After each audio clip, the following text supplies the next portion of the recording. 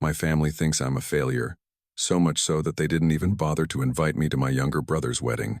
The irony is that not only did I secretly pay for the party, but I also owned the luxurious venue they chose. They used my money, in my space, to host an event that I wasn't invited to. Do you think I should send them a bill? Or should I silently walk away and let them keep their false pride? It all started with a single phone call. I am Elias Vance. At 48 years old, I run Aegis Strategic Solutions, a company that handles security and logistical issues that governments want to keep private. The battlefields we intervene in don't have names on a map, and the results are never reported. I am used to doing what no one else dares to do, then retreating in silence. In the military, my name carried weight. The medals on my chest were not for decoration. They were living proof of completed campaigns, of missions that could not be made public. The rank I achieved didn't come from luck or politics, but from blood, time, and an unyielding will. To soldiers, I was a role model. To generals, I was an asset to be protected. But to my family, I was still just the failed older brother. For 15 years, I was absent from every holiday, erased from family photos, non-existent on social media. A person no one truly knew what they were doing. I was a void that no one bothered to fill. The cause didn't start with the military, it was long before that. From a young age, I was quiet, engrossed in tactics and discipline.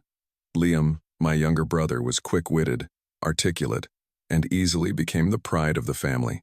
To my father and my stepmother, Marilyn, I was a living memory of the ex-wife he wanted to forget. To them, I wasn't the eldest son, just a part of the past that needed to be hidden. I still remember vividly the day I announced my decision to enlist. No one got angry. No one slammed the table. My father just looked at me with a cold stare and said one sentence that hurt more than 1,000 scoldings. "That's not a career, Elias. That's an escape for those who have no better options." They looked at me as if I had just chosen to disappear from the trajectory they had set. And perhaps they were right. I didn't argue. I just got up, gathered my papers, and left the room.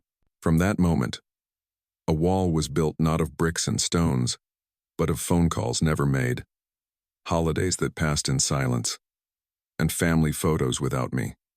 And that wall still stands today. Until the call came on a Monday afternoon. The screen showed the name Aunt Nora, the only remaining warmth from a distant past. Her voice was as gentle as ever. "Elias, I heard you're not coming back for Liam's wedding." I was silent for a moment. The name Liam and the word wedding clashed in my head like two out-of-tune pieces of metal. My own brother, and a wedding. An important event that I was completely unaware of. The most bitter part was that I had just called home last week. The call was brief, cold, revolving only around the roundabout conversations of my father and stepmother. But absolutely no one mentioned the wedding. They didn't forget. They did it on purpose. I hung up with Aunt Nora, promising to call back, but I knew I wouldn't. Instead, I would begin an investigation. A battle that didn't take place on a battlefield, but right in the place I once called home. The campaign began with confirming the objective. I called Liam first. Unsurprisingly, the call went straight to voicemail. My brother was always one to avoid confrontation. Next, I called my father, Richard. He picked up after the third ring, his voice gruff and impatient as usual. "What is it?" "I heard Liam is getting married," I said bluntly, without beating around the bush. There was a short silence on the other end of the line. I could imagine his scowling face. "So what? We thought it wouldn't be convenient for you to come back. Besides, this ceremony isn't the kind of tiring military thing you like." That was all I heard. A confirmation disguised as contempt. I didn't ask any more questions. I didn't argue. My silence seemed to irritate him. But I didn't give him anything more. "If there's nothing else," he began. I hung up. Arguing with Richard was as pointless as trying to change the direction of the wind. Instead, I focused on gathering intelligence. A few minutes of searching online gave me the name I was looking for. Elysian Fields Planning, the high-end event company in charge of the venue. I called their office number. Elysian Fields, Sarah Jenkins speaking. The woman's voice was professional and decisive. Hello, Miss Jenkins. I'm Elias Vance. I'm calling to confirm some information about Liam Vance's wedding. Yes, Mr. Vance. How can I help you? There was a slight hesitation in her voice. Is my name on the guest list? I asked. The silence this time was even heavier. Sir, I'm very sorry to inform you, she said cautiously. Your name is not on the official list. We received an updated request from the groom's family last week. A request from whom? That. I don't have specific information, sir. The request was sent from the family's general email. I understand, I said. I just want to be sure of one thing. Financially, are there any difficulties with the payments? This was a probing question, a way to confirm my hypothesis. Oh no, not at all. Her voice seemed relieved. Everything is very smooth. Mr. Richard Vance paid a large deposit 6 months ago. There have been no problems. And that was it. The final piece of the puzzle. Mr. Richard Vance. 6 months ago, also through Aunt Nora, I learned that Liam had proposed, and the family was worried about the cost of a future wedding. I didn't know the date, didn't know the location. I only knew they needed help. I didn't want gratitude, nor did I want anyone to owe me.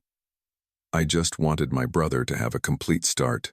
I arranged for a sum of money to be transferred into my father's account, under the name of a family gift fund from a little-known company, an anonymous gift, enough for them to confidently plan a major event without worry.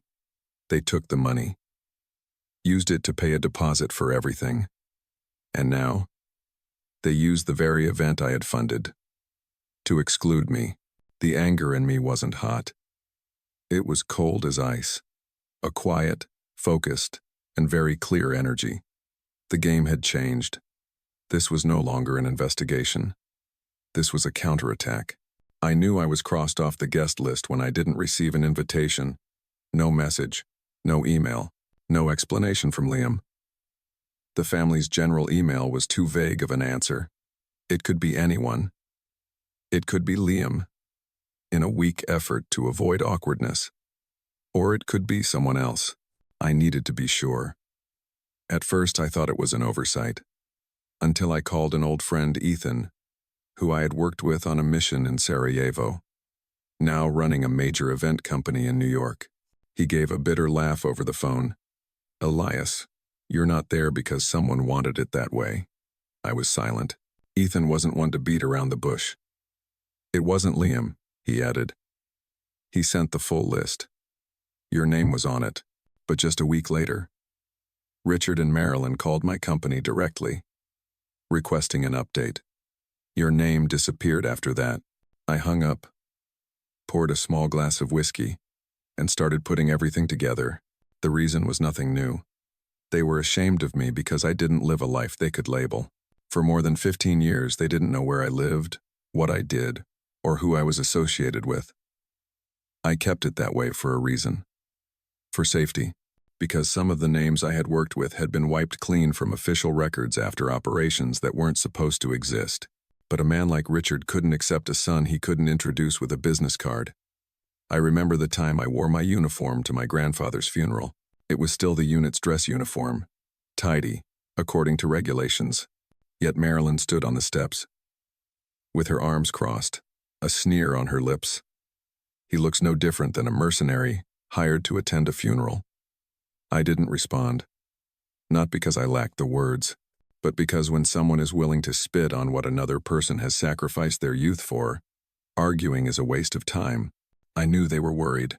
They were afraid the upper class would whisper, "Who is that guy in the suit like a secret agent? Why doesn't he have a background?" In their world, no profile means not existing. I also heard something Marilyn said at a family meeting. When Liam tried to mention me, if he really loved his brother, he would be sensible and stay where he lives. Sensible? I had kept silent for nearly 2 decades, living 3 time zones away, never touching anyone's assets or reputation, but it turned out that even that silence was a thorn in their side. And Liam? The kid didn't say anything. I wasn't surprised. He was a rising lawyer, on the exact trajectory his father had drawn.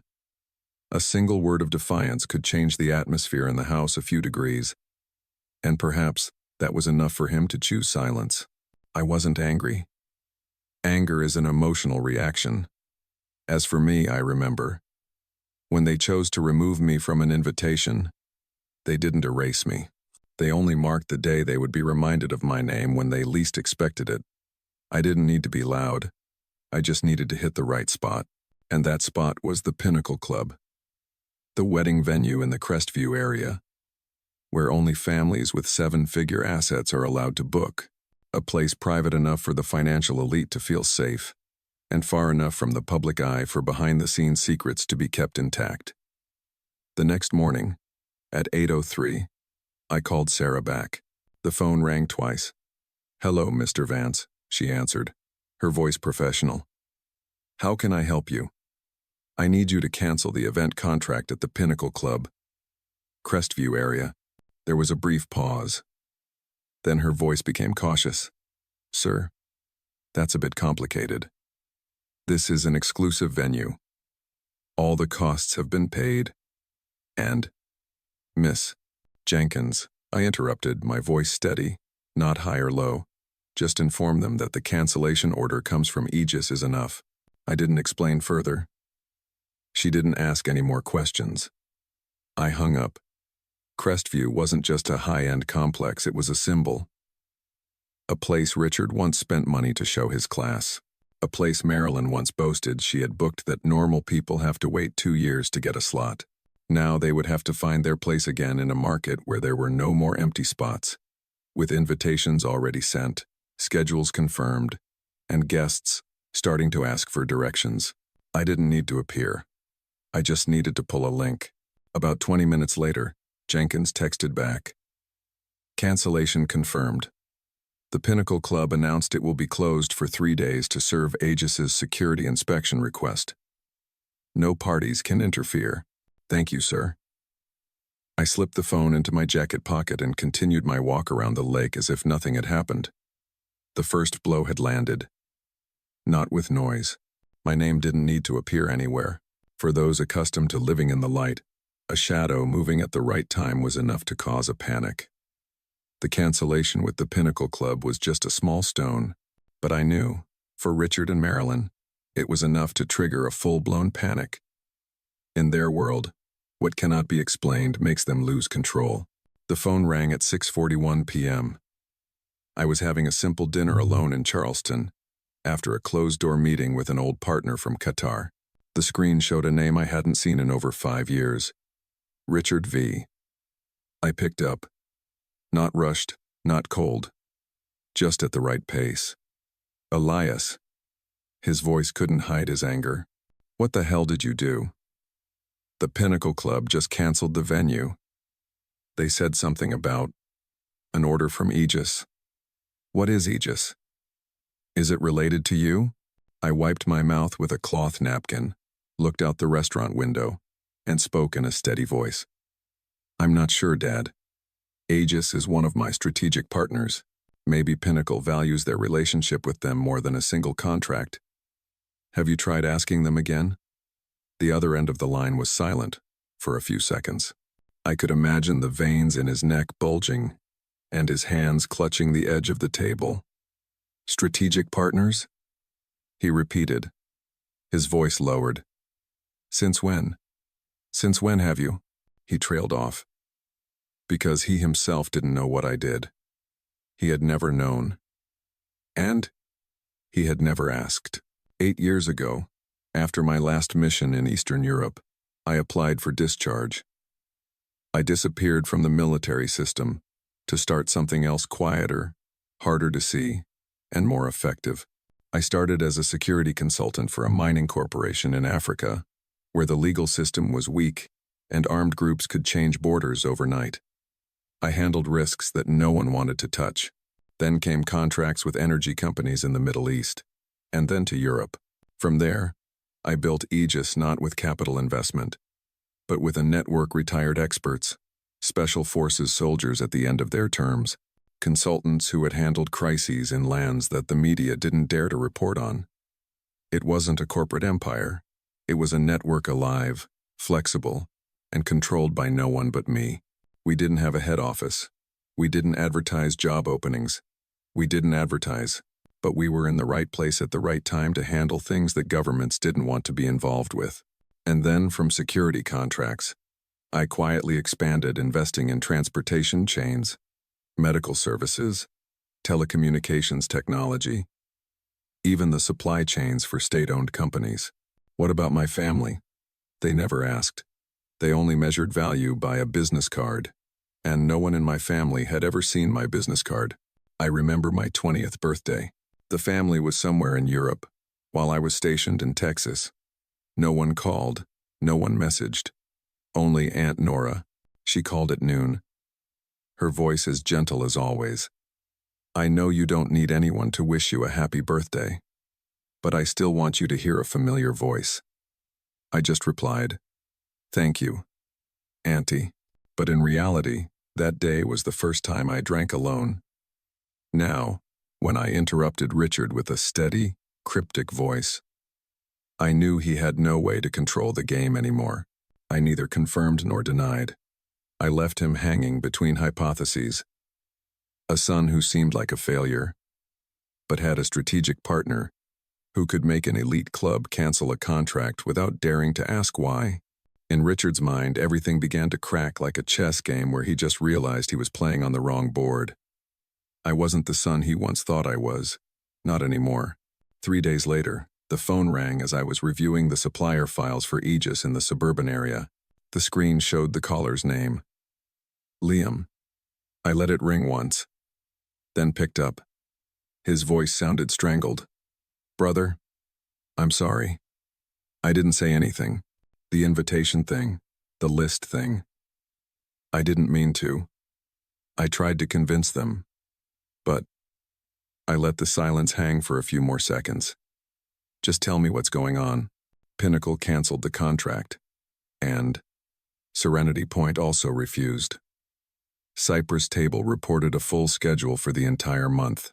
Azure Catering suddenly announced they were stopping service. All the places Dad booked are falling apart. No one is accepting to host it. Now there are only 3 weeks left.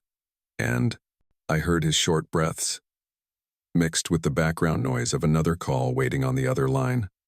The family was in a panic. "And you're calling me because you think I can help?" I asked. "Not that, but I thought if you had any connections then." "No," I interrupted. My voice even. "I don't make calls to beg anyone for a party room. Brother Elias, I'll be direct. If the family really wants to solve this problem, arrange a meeting. In person." The line went silent. I knew Liam wouldn't refuse, but he wouldn't decide on his own either. On the other end of the line, I heard my father's angry voice. I didn't need to hear the whole call to understand what he was furious about. "A meeting? Who does he think he is to set conditions for us? A lucky, low-ranking soldier who knows someone. Does he think I'll humble myself before him? Never. A wedding is a family matter, not a military operation for him to give orders." Liam didn't argue. He never dared to. Richard continued, as if he needed someone to vent all the pride that was being torn apart. "I've humbled myself enough. What does he want to prove by stepping all over me? That he's richer, smarter, or that he's won?" That was the core issue. To Richard, my appearance was an embarrassment. Someone he had eliminated from the story long ago now, suddenly messing everything up with a single phone call. He couldn't accept losing control. Liam tried to say something I couldn't hear clearly, but Richard snapped. "If you mention him one more time, then don't call this a family wedding." I disconnected the call after that. No need to listen anymore. When a man chooses to burn all his own bridges, all I have to do is wait for the smoke to rise. They still didn't understand. I didn't need to be forgiven, nor did I need to be invited back. I was just waiting for them to destroy the foundation they were standing on, and every brick beneath their feet I had already marked. A message arrived near midnight. Chloe Renault. I know I shouldn't be messaging like this, but I need to understand what's really going on. If you agree to meet, just for a conversation, I would be grateful. I read the message 3 times. Not because the content was complex, but because of the sender, Chloe Liam's fiancée, the one my father referred to as the key for the family to enter the upper class respectably. I didn't know why she was reaching out to me, and at this moment, but my gut told me she didn't have bad intentions. I agreed to meet the next morning at a hidden cafe in a midtown alley, a place where there was no press, no outside gazes, and no one could hear what shouldn't be heard. Chloe arrived on time. Alone. No earrings, no perfume, no bodyguards. Just a simple shirt, a direct gaze, and a voice that no longer carried any defenses. I won't be long-winded, she began. I know you're not someone who likes meaningless small talk. I nodded. And you're not someone who sends messages at midnight, if everything is normal. She paused slightly, but continued. Something is wrong. From the venue being canceled, to all the suppliers suddenly being fully booked in just a few hours. I asked Liam, he doesn't know. I asked Mr. Richard, he got angry, but I don't believe this is a coincidence. I didn't confirm, nor did I deny. She didn't need an answer. She needed the truth. I don't know who caused everything to fall apart, she said slowly. But I'm starting to feel that something much bigger has been hidden for years, and you're the only person everyone deliberately avoids mentioning. She paused for a moment. I didn't ask her where she got her information. If she had found that out and still chose to meet me, it meant she had her own thoughts. I didn't know you were removed from the list. Liam didn't either. He thought it was due to organizational procedures. He believed what they told him. I nodded. Liam always believes what makes him more comfortable. Chloe pursed her lips, but didn't object. I didn't come here to ask you to forgive them, she said. I came to ask you for a dialogue. I looked into her eyes for a moment. There was no trembling, no tears, only determination and a sense of injustice that hadn't yet been named. I put my hands on the table and leaned slightly forward. You didn't tell Liam? Number. If he had a choice, he would choose the family again. Like always. I leaned back in my chair, silent. An early breeze drifted through the open frame, carrying the scent of roasted coffee and old paper. They need to face what they deliberately ignored, Chloe said, revealing a sharp tone for the first time, and I think you're the only one quiet enough to make them listen. I didn't smile, but for the first time in weeks, I felt that someone wasn't looking at me like a shadow, but like a person. All right, I said. Set it up. I arrived 10 minutes early. The VIP room on the top floor of the Cypress table was so quiet you could hear the faint clinking of glasses in the bar behind the frosted glass. Below was the city of yellow lights. But I didn't look down. Richard arrived on time. He was still wearing an expensive suit, his confident steps making it seem like he was still in charge of this room. He stopped when he saw me, but instead of surprise, he scowled. It's you again. What the hell are you doing here? My stepmother, Marilyn, walked in right after. She crossed her arms, her eyes scanning me as if I were something dirty. We didn't invite you here, Elias. I stood still, showing neither welcome nor hostility. I simply commanded the space. I know, I said, but I own this space. Richard frowned, a moment of confusion passing before being overtaken by anger. Don't talk nonsense. This is a private family meeting to solve the mess you created. That mess is called the Pinnacle Club, Serenity Point Lodge, and even this very Cypress table, I said slowly. articulating each word, looking him straight in the eye. They are all under the management of Aegis Strategic Solutions, my company. The room went silent. The silence this time wasn't contempt. It was shock. Richard was the one to break it. He didn't yell. Instead, he gave a bitter, fake laugh. Who do you think you're scaring? A low-ranking soldier can run these places. You once asked me what I would do after leaving the military, I continued, ignoring his question. Then you forgot about that question. This is the answer. I placed a thin tablet on the table and slid it towards him. The screen lit up, showing the organizational chart of Aegis and its subsidiaries. The names they had desperately tried to contact over the past few days. Marilyn stared at the screen, her face hardening. Her self-satisfaction began to crack. You think having money is everything? Richard growled, but his confidence had been halved. I shook my head. Not exactly, but when I have it, I have the ability to control everything, including this wedding. Just then, Liam and Chloe walked in. Liam's face was pale when he saw me. Chloe looked at me with a complex expression, a mix of caution and a little understanding. Elias, Liam stammered. You. Marilyn spoke up, her voice sharp but trembling slightly. Elias. Don't forget who kept this family together. I turned to look at her, my voice still steady. I haven't forgotten. But that family never had a place for me. Richard scowled, then slowly relaxed. He tried to change tactics. We're a family. Don't let what's outside tear this relationship apart. I gave him a stern look. Is it outsiders or is it you who ruined this relationship? The atmosphere was tense as a violin string.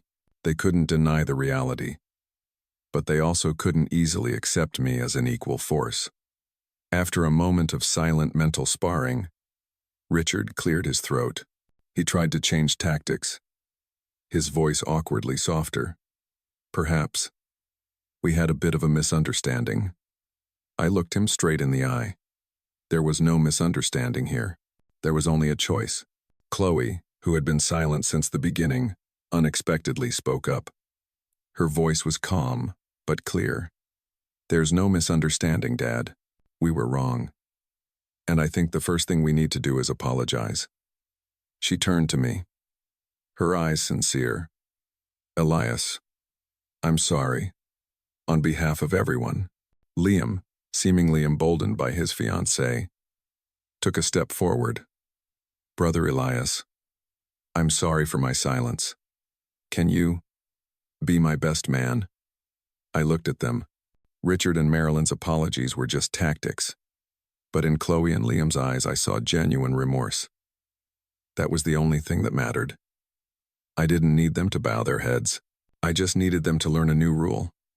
All right, I said. But from now on, everything will be done my way.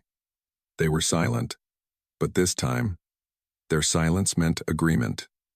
The battle was over, and a new order had just been established. The wedding still took place at the Pinnacle Club. There was no unnecessary extravagance, but every detail was executed with the precision of a military operation. From security, logistics to the placement of every wine glass, everything bore the Aegis imprint. I stood in the position of best man, wearing a perfectly tailored suit. To the guests, I was simply the groom's brother. No one recognized that the man standing quietly was the chairman of the corporation behind the entire event. And that's how I wanted it. In my speech, I didn't talk about family, nor did I talk about love. I just raised my glass. In life, as on the battlefield, there are bridges we are forced to cross, and there are bridges we must build ourselves, I said. I toast to Liam and Chloe, that you will build the strongest bridges together. The speech was short. There were no cliches. There was only a message that those who needed to understand would understand. At the end of the party, when the photographer gathered the family for a photo, I automatically took a step back, intending to return to my familiar shadow. It was a habit. It was instinct. But Chloe noticed. She quickly walked back without saying a word, just grabbed my wrist and pulled me into the center of the frame, right next to Liam. "You have the right to be in this picture," she said quietly, but her voice was full of conviction. I looked at her. A brief look.